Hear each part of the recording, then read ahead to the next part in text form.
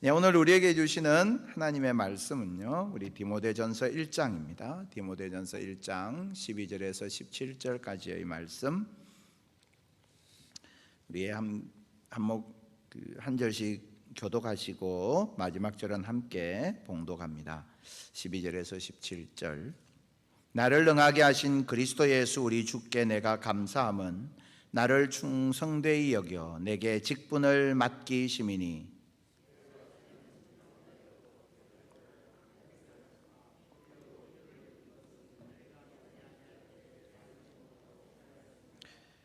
우리 주의 은혜가 그리스도 예수 안에 있는 믿음과 사랑과 함께 넘치도록 풍성하였도다.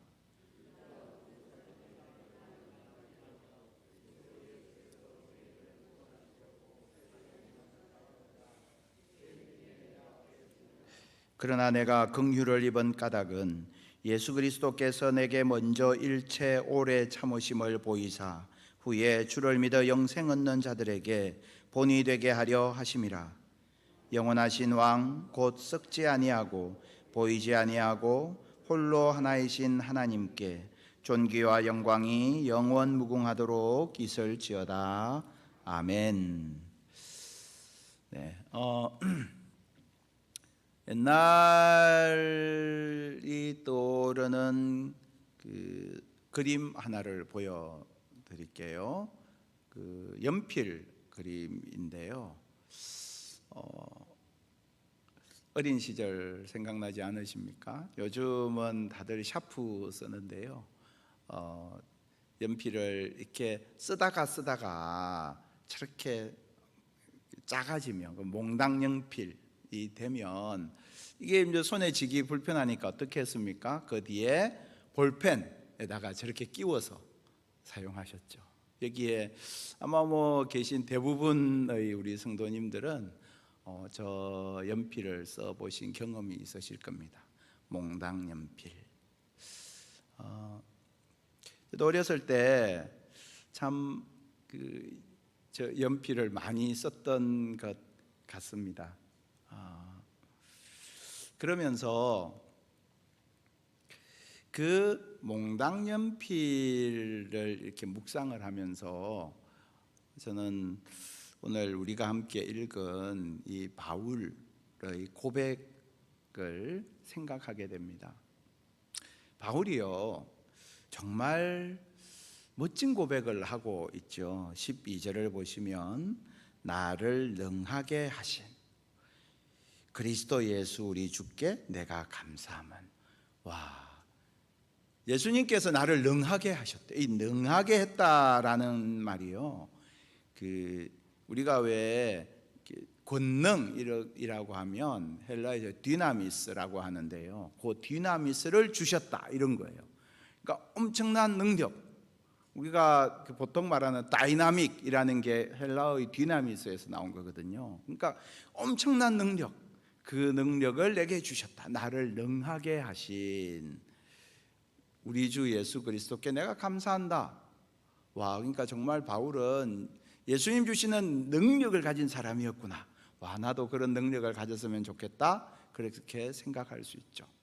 더더구나 우리가 또 좋아하는 구절 있지 않습니까? 빌립보서 4장 13절, 그렇죠? 내게 능력 주시는 자 안에서, 내게 능력 주시는 자 안에서 내가 모든 것을 할 수 있다라는 고백이요, 내게 능력 주시는 이라는 그 단어가 오늘 나를 능하게 하신하고 똑같은 단어예요.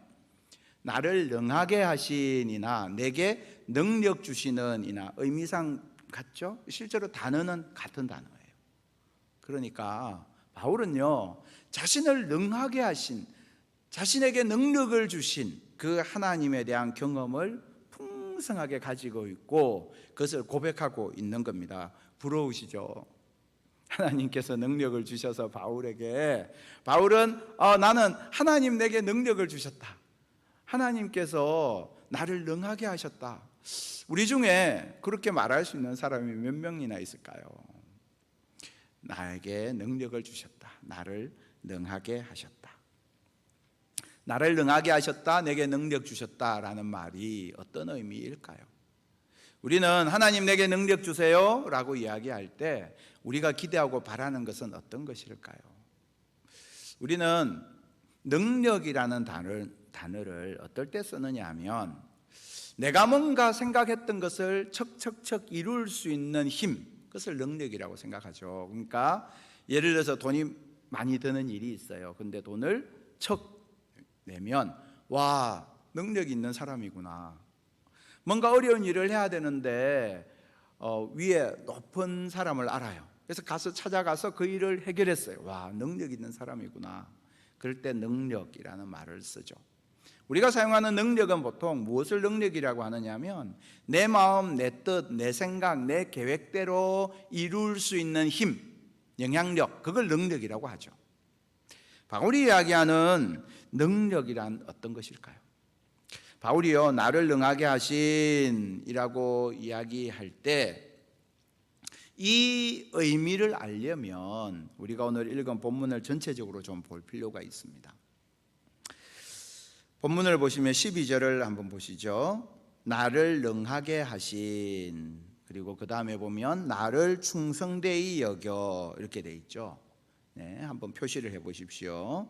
공통점을 좀 찾아보려고 합니다. 13절을 보시면 도리어 긍휼을 입은 것은 그렇게 이야기하고 있고요. 16절에서도 그러나 내가 긍휼을 입은 까닭은 오래 참으심을 보이사 본이 되게 하려 하심이라, 이렇게 고백하고 있죠. 자, 이 표현들이요, 소위 말하는 수동태예요.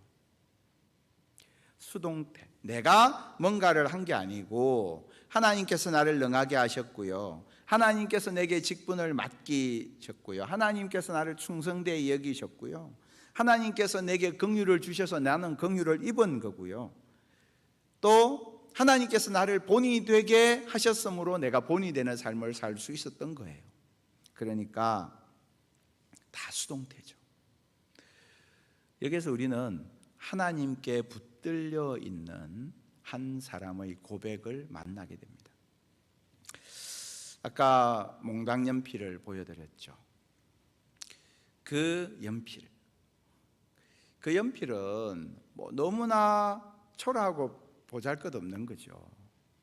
밖에 내놓으면 누가 그 주워가겠습니까?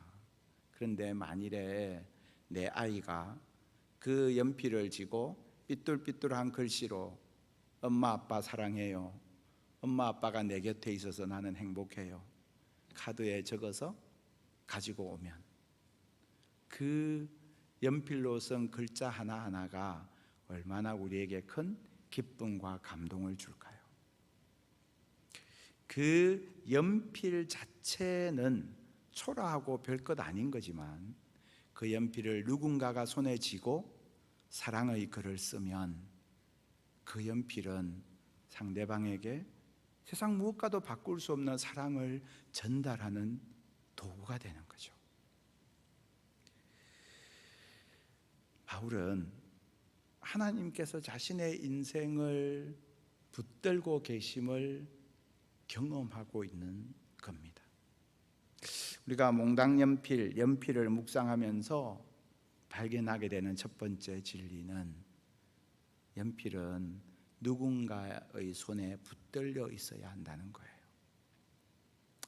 아무리 금태두른 연필이라 해도요, 아무도 그 연필을 사용하지 않으면 그것은 그냥 진열대에 있는 그냥 물건에 불과합니다.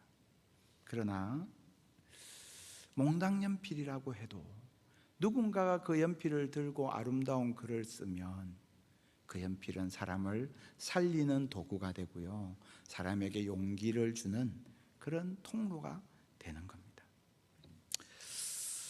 우리가 내 인생이 몽당 연필 같다, 내 인생이 정말 이제는 다 따라버려서 다 사용해버려서 남은 게 없다, 그런 생각하게 될 때가 있죠.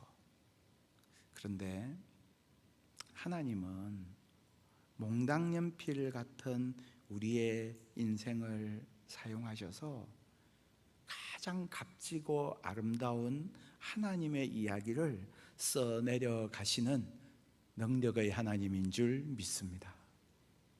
몽당연필, 중요한 것은 누군가의 손에 붙들려야 한다는 겁니다. 몽당연필이 우리에게 주는 두 번째 메시지가 있어요. 저는 연필을 이렇게 요즘은 뭐 연필 잘 쓰지도 않지만 쓰더라도 이렇게 연필 깎는 게 있잖아요. 근데 옛날에는 다 칼로 이렇게 깎으셨죠. 연필을 이렇게 들고 칼로 이렇게 깎아야 되잖아요. 그렇죠? 연필은 정기적으로 깎아야만 쓸 수 있는 거예요. 그렇죠? 정기적으로 깎아야 합니다. 아무리 좋은 연필도 깎지 않으면 쓸 수 없습니다. 머리를 깎으러 그 이발소나 그 미장원을 가면 어떻게 하시죠? 이렇게 머리를 맡겨놓고 가만히 계시잖아요. 왜냐하면 이게 머리를 움직이면 이렇게 머리를 깎다가 이상한 모양이 나오니까. 어렸을 때 저는 지금도 기억이 나는 게 이렇게 머리를 깎으러 가면 머리카락이 이렇게 깎이면서 목덜미에 이렇게 깎인 머리카락이 들어가잖아요. 그러면 너무너무 가렵잖아요. 그래서 막 이렇게 움찔움찔하면 그 이발사 아저씨가 가만히 있으라고 막 혼냈던 기억이 아직도 뚜렷합니다. 머리를 깎으러 가서 아무도 머리를 누군가가 깎고 있는데 머리를 막 흔들거나 뭐 이렇게 하지 않잖아요. 가만히 있어야 제대로 머리가 나오기 때문에 그런 거죠. 연필을 깎는데요, 연필을 깎으려면 어떻게 해야 되죠? 내가 손으로 연필을 꽉 쥐어야 되죠. 손으로 연필을 꽉 쥐어야 연필을 제대로 깎을 수 있는 거죠. 하나님께서요, 때로는 우리를 깎으실 때가 있습니다. 때로는 내게 있는 나의 교만, 나의 불신앙, 내 안에 있는 여러 가지 합당하지 않은 것들을 깎아내실 때가 있어요. 아프죠. 힘들죠. 근데 그때 우리가 기억해야 될 것, 하나님께서 나를 깎고 계신다면 그 순간이야말로 하나님께서 나를 그 어느 때보다 더 꽉 붙들고 계시는 때라는 사실을 기억해야 합니다. 만일에 내가 지금 깎여 나가고 있다면 지금이야말로 하나님께서 나를 꽉 쥐고 나와 함께하고 계시는 때라는 사실을 우리가 기억해야 합니다. 바울이요, 이렇게 고백합니다. 16절을 보시면 예수 그리스도께서 내게 먼저 일체 오래 참으심을 보이사 이랬습니다. 바울은 정말 그 인생 속에서 예수님을 믿고 나서 팔자를 고친 게 아니고 예수님을 믿고 나서 완전 쫄딱 망한 거죠. 세상적으로는 자신의 모든 사회적 지위가 다 무너졌고요, 자신을 따르던 사람들이 다 등을 돌렸고요, 그리고 자기는 그 당시의 로마 사회에서 저 변두리에 있었던 그리스도인들의 집단에 들어가게 된 겁니다. 그야말로 주류에서 저 외곽 비주류로 밀려난 거죠. 그뿐만 아니라 엄청나게 많은 고난과 핍박과 모욕을 당했습니다. 그럼에도 불구하고 바울은 그것을 다 견디고 인내했습니다. 왜냐하면 그가 만난 하나님이 16절에서 보는 것처럼 자신에 대해서 먼저 일체 오래 참아주셨던 하나님이기 때문입니다. 그 일생 속에서 자신을 오래 참아주셨던 그 하나님을 만난 바울은 나를 그렇게 오래 참아주셨던 그 하나님을 자신의 인생에 새기고 자신 역시 그렇게 인내하는 삶을 살아갔던 것입니다. 내가 깎여지고 깨어지는 고난의 시간들이 있습니다. 근데 그때 하나님께서 나를 그 어느 때보다 붙들고 계시며 하나님께서 내게 그 어느 때보다 더 가까이 계신다는 사실을 믿으시기 바랍니다. 깎여 나가는 그 순간은 내가 버림받은 순간이 아니고 하나님께서 나를 사용하기 위해서 일하기 시작하신 순간이라는 겁니다. 어떤 사람도 깎이지 않고는 쓰임 받을 수 없습니다. 내가 지금 깎여 나가고 있다면 하나님께서 나를 쓰기 위해서 준비하고 있다는 증거입니다. 그래서 언제나 기대하세요. 하나님 나를 깎고 계신다면 하나님 나를 쓰기를 원하시는구나. 자, 몽당연필을 묵상하면서 가지게 되는 세 번째 깨달음, 그것은 연필의 생명은 껍질에 있지 않고 심에 있다는 겁니다. 껍질이 아무리 좋은 향나무로 쌓여져 있다 해도 심이 없다면 그 연필은 아무짝에도 쓸모없는 겁니다. 껍질이 좀 패이고 깎이고 껍질이 좀 더럽고 껍질의 무늬가 예쁘지 않아도 안에 심이 있으면 그 연필은 사용되는 연필인 겁니다. 몽당연필의 생명은 껍질에 있지 않고 심에 있습니다. 그리스도인에게 있어서 심은 무엇일까요? 내 안에 계신 예수 그리스도입니다. 우리는 껍질을 가지고 자랑하는 사람들 아닙니다.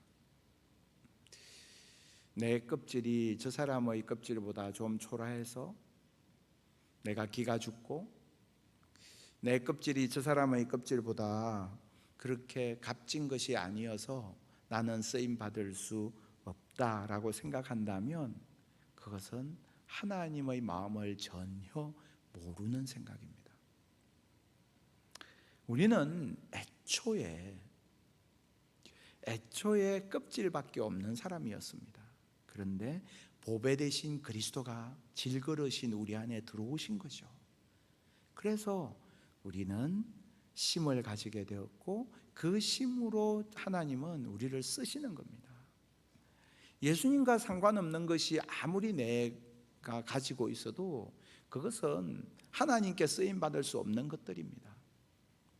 그러나 예수 그리스도께서 내 안에 들어오시면, 예수님이 내 인생 가운데 들어오시면 내 껍질이 비록 볼품없다 하여도 주님은 나라는 연필을 손에 쥐시고 하나님의 이야기를 써내려 가시는 줄 믿습니다. 그래서요, 바울이 이야기했잖아요.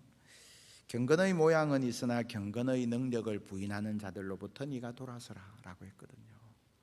그러니까 하나님을 의지하고 하나님을 바라보는 경건의 모양은 가지고 있는데 경건의 능력을 믿지 않는 거예요.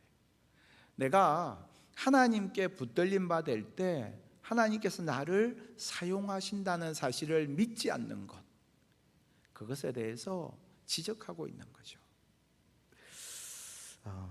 그래서요, 나는 몽당연필이기 때문에 내게 능력이 없다고 생각하는 것, 불신앙이고요. 내가 배우지 못했고 나이가 많고 건강이 나빠서 쓸모없다 생각하는 것, 하나님의 마음을 아프게 하는 불신앙입니다. 우리가 새벽에 창세기를 묵상할 때도 그런 말씀을 같이 나누었는데요, 한참 잘 나가던 야곱은 그냥 다른 사람들에게 복을 구걸하거나 음식을 구걸하는 인생이었어요. 그런데 나중에 애굽에 내려갔던 다 늙은 아무 힘과 기력이 없었던 야곱은 오히려 그 당시의 애굽 왕 바로를 축복하는 사람이 되었습니다. 훨씬 더 존귀하고 영광스러운 삶을 살게 되었습니다. 그러니까요, 내가 아무것도 없어도 우리에게 하나님 주신 축복의 능력이 있고요, 우리에게 주신 중보의 권세가 있어요. 내가 아무것도 할 수 있는 게 없어도 내가 하나님 앞에 자녀들을 위해서, 교회를 위해서, 이 나라 민족을 위해서 기도하고 무릎 꿇을 수 있다면 하나님은 그것을 통해서 하나님의 일을 이루어 가시는 겁니다. 그래서 우리들이 정말 하나님께서 나를 붙들고 계시면 내 인생의 가치는 내 껍질에 있지 않고, 왜냐하면 우리의 겉사람은 언제나 후퇴하는 것이거든요. 우리의 가치는 껍질에 있는 것이 아니라 내 안에 계신 예수 그리스도, 그분께 있음을 믿습니다.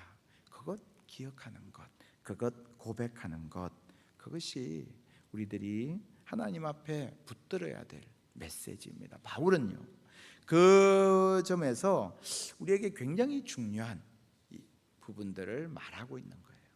나를 능하게 하신, 그 말은 내가 이전에 없던 능력을 가지게 되었다라는 말이 아니라 내가 이제는 주님께, 하나님께 붙들림 바 되었다라는 뜻입니다. 그리고 그 능력 가지고 그가 뭘 했죠? 나를 능하게 하신 그 주님의 능력 가지고 그는 고난과 핍박을 이기고 복음을 전했습니다. 그를 능하게 하셨던 그 능력 가지고 그는 자신의 기득권을 다 버리고 복음을 위해서 헌신했습니다. 연필은 자신을 위해서 사는 것이 아니라 그 연필을 손에 쥔 그 사람을 위해서 존재할 때 가장 가치 있는 것입니다. 하나님께서 우리를 하나님의 백성으로 불러주셨는데요, 내가 하나님의 손에 붙들려서 쓰임 받을 때, 그때가 가장 가치 있는 때라는 것입니다.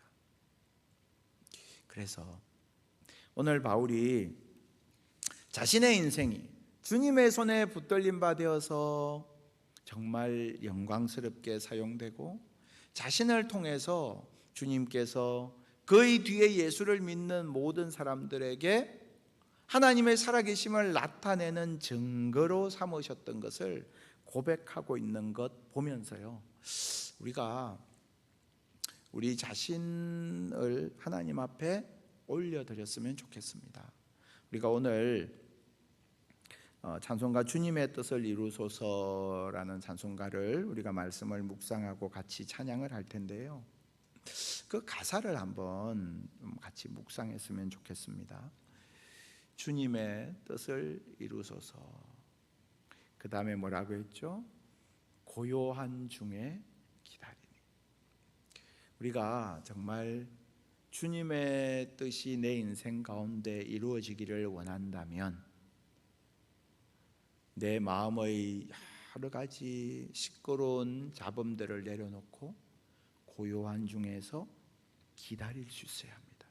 그때 나를 쥐고 계신 하나님의 그 온기를 느끼게 됩니다. 주님의 뜻을 이루소서. 주님 발 앞에 엎드리니. 주님의 뜻이 이루어지기를 원하는 사람은 주님의 발 앞에 엎드립니다. 주님의 뜻이 이루어지기를 원하는 사람은 주님 발 앞에 엎드려서 주님, 저를 사용해 주십시오.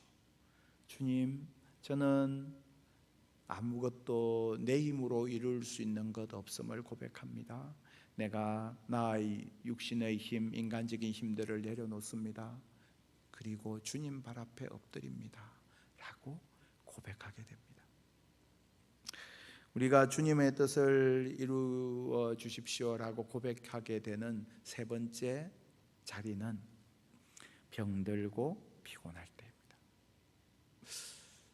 내가 육신이 병이 들고 내게 연약함이 있고 내가 내 육신의 힘으로는 더 이상 앞으로 걸어갈 수 없을 때, 그때 우리는 주님의 뜻을 구합니다. 그때 주님, 연약한 나의 인생이지만 주님께서 나를 사용해 주시고 주님께서 내 인생을 주의 손에 붙들어 주십시오. 그래서 내 육신의 힘으로는 연약하지만 주님의 손에 붙들림 바 되어서 참된 영적인 강건함을 누리게 해 주십시오 라고 우리는 주님 앞에 고백하게 됩니다. 우리가 주님의 뜻을 이루어 달라고 고백하게 되는 이 모든 고백들은 마지막으로 온전히 나를 주장해 주십시오 라는 나의 주님께 올려드리는 그런 고백, 그 고백 속에서 완성됩니다.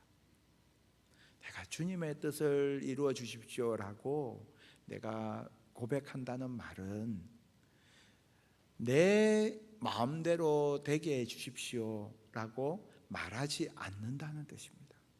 근데 우리는 이거를 착각하고 혼돈합니다. 주님의 뜻을 이루어 주십시오라고 말은 하는데 실제로는 내 뜻대로 되기를 구할 때가 얼마나 많은지 모릅니다. 주님의 뜻을 이루소서 온전히 나를 주장하사, 주님께서 나를 주장해 주십시오.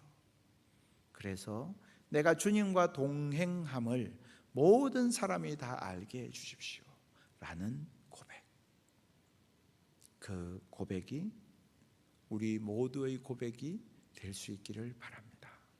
이 시간에요, 우리 이 고백 가지고요 한번 이 찬양을 같이 찬양의 고백을 드리고 그리고 기도하도록 하겠습니다. 우리 찬송가 425장 우리 찬양하면서 정말 하나님, 내 인생 속에서 주님께서 나를 그 손에 쥐고 나를 사용해 주십시오. 나는 부족하고 보잘것없는 연필에 불과합니다. 그러나 주의 손에 붙들린 바 되면 주님께서 나를 정말 때로는 깎으시고 때로는 다듬으셔서 내 안에 있는 예수 그리스도를 통해서 써내려 가시는 하나님의 이야기를 써내려 가시는 그런 좋은 도구 되게 해 주십시오. 우리가 이 시간 그 고백 가지고요 함께 찬양하겠습니다.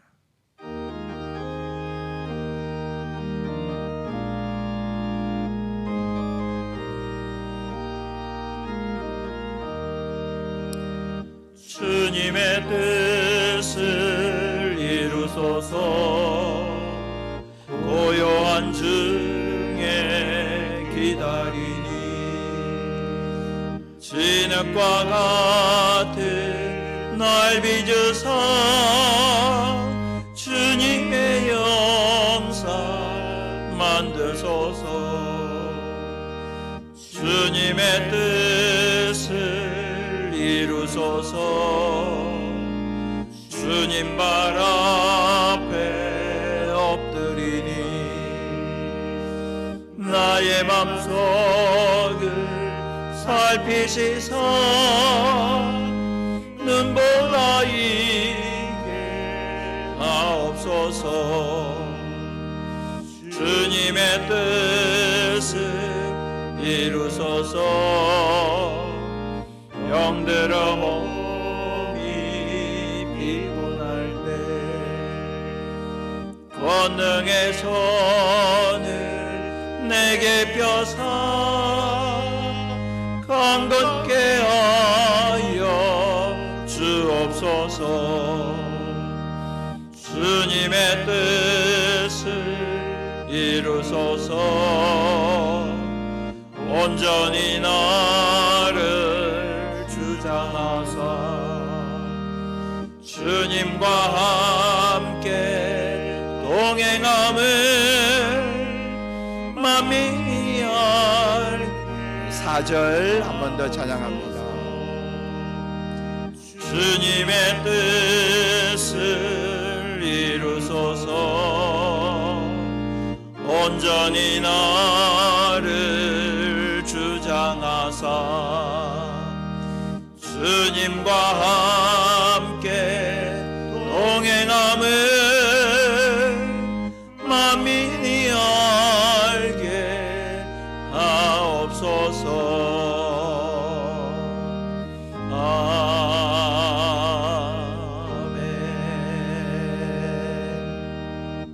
이 시간 우리 하나님 앞에 함께 기도하기를 원합니다. 우리 조용히 정말 주님 앞에서 주님, 저는 주의 손에 붙들린 몽당 연필 되기를 원합니다. 나는 부족하고 연약하지만 주님 저를 사용해 주십시오. 주님 나를 깎으시는 그때에 주님 내 곁에 계시고 주님 나를 붙들고 계심을 신뢰하는 사람 되게 해 주십시오. 나는 아무것도 아니지만 내 안에 계신 보배 되신 그리스도를 인해서 주님의 사랑 편지를 쓰는 그런 주님의 연필 되게 해 주십시오. 우리 이 시간 다 함께 주님 앞에 기도하겠습니다. 아버지 하나님 앞에 늘 합니다. 주님, 저희의 속에 아버지가 주님 손에 들린 주의 은혜의 도구 되기를 원합니다. 하나님, 나의 있는 자신의 모습만을 보면 부끄럽고 연약하고 부족한 것 너무나 많습니다. 그러나 주의 손에 들린 바 되면 주님께서 사용하셔서 주님께서 우리를 능하게 하시는 줄 믿습니다. 아버지 하나님, 때로 우리를 끄실 때 때가 바로 주님께서 내게 가까이 계시는 때임을 믿습니다. 때가 주님께서 나를 붙드시는 힘을 믿습니다. 아버지 하나님, 그 주님 신뢰하고 나가는 우리가 되게 하여 주시오. 하나님, 잊지 아니하고 심에 있음을 기억하고 아버지 하나님, 주 그리스도의 그 기억하며 나아가는 저희가 되게 해 주시옵소서.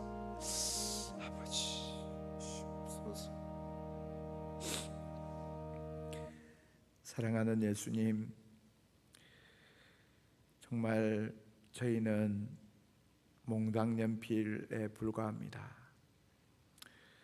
주님, 그렇지만 주의 손에 붙들리면 주님께서 저희를 통해서 주님의 일을 이루어 가시는 줄 믿습니다.